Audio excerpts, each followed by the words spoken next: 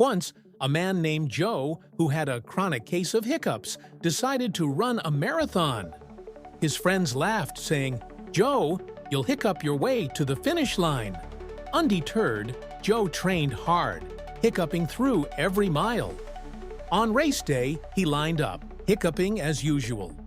As the race began, his hiccups turned into a rhythmic beat, and soon other runners started matching his pace. By the end, Joe had not only finished the marathon, but had also started a new trend: the hiccup hustle.